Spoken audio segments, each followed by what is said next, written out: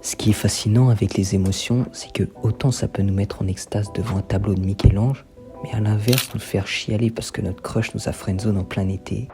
Les émotions, c'est un peu comme un bouquet de fleurs avec plein de couleurs différentes qui varient d'une situation à une autre. Cependant, le problème d'être trop soumis à ces émotions peut entraîner une instabilité mentale. Si on agit sur le coup de l'émotion instantanément, on peut faire des choses qu'on regrette direct après. C'est pour ça qu'on préfère se jeter sur la dernière paire de sneakers qui est sortie, ou faire un détour au McDo, au lieu de manger le plat qu'on avait prévu ce soir. Quand une situation ne plaît pas, on part direct au quart de tour et on commence à insulter des darons. Bah ouais, c'est quand la dernière fois où t'es resté calme quand t'as insulté, ou bien que t'as pas balayé ton petit ref parce qu'il a pris les derniers pépitos dans le placard. Gérer ses émotions, et en particulier les mauvaises, demande tout un travail sur soi et de la discipline.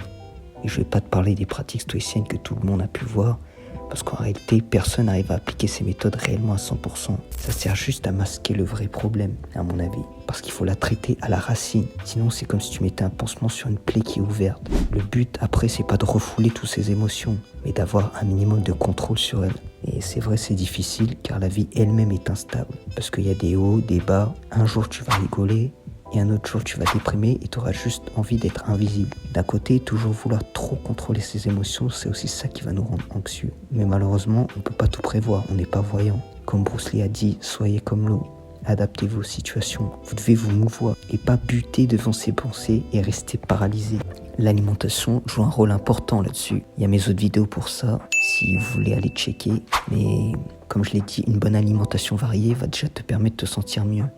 Privilégier juste les fruits et légumes et limite les aliments trop gras et trop sucrés qui vont juste dérégler ton système nerveux.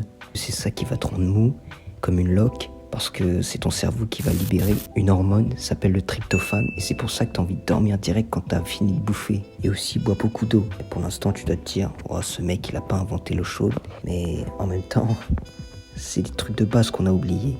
Là aussi, j'invente rien, mais une activité physique qui va te faire bouger régulièrement, permettre d'évacuer tout ce stress, toute cette colère que tu gardes en toi, et toutes sortes d'émotions négatives qui peuvent être néfastes. Privilégie des sports qui vont accentuer de bonnes émotions. Donc après, ça dépend de toi. Allie aussi cette pratique sportive à ton bien-être spirituel. Tu peux méditer, prier, te relaxer. Tu dois être dans le moment présent. Fais comme s'il n'y avait pas de passé ni de futur. Et tous les moments gênants de ta journée, fais comme si elles n'ont jamais existé. La plupart des choses qui nous énervent, c'est souvent des éléments extérieurs. Donc des choses qu'on ne contrôle pas et on aimerait que tout soit parfait et que tout aille dans notre sens. Alors qu'on devrait se focus sur l'intérieur. Occupe-toi d'abord de ton esprit. Ça va être comme un jardin que tu devras cultiver.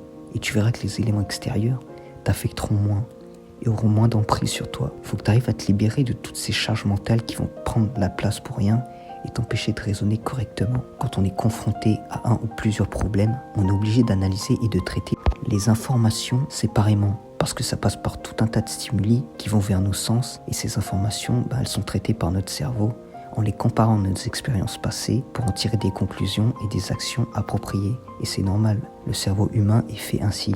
Mais je pense qu'on peut faire glitcher le cerveau en recevant l'information d'un coup et ensuite tu rassembles toute cette masse d'informations en un seul point pour voir plutôt le global de la situation. Et donc ça va t'éviter de te poser 1000 questions pour en arriver à une conclusion qui au final sera la même. C'est comme si tu prenais un raccourci dans ta tête. Et donc ouais, c'est un peu tout ce que j'ai à dire. Et aussi, sortez les gars, allez toucher de l'herbe, comme je le dis toujours. Mais appréciez la nature, ça a des vertus vraiment thérapeutiques. Balade-toi sans musique, juste en appréciant le soleil et le chant des oiseaux. Ça va créer une sorte de détachement de tes mauvaises pensées.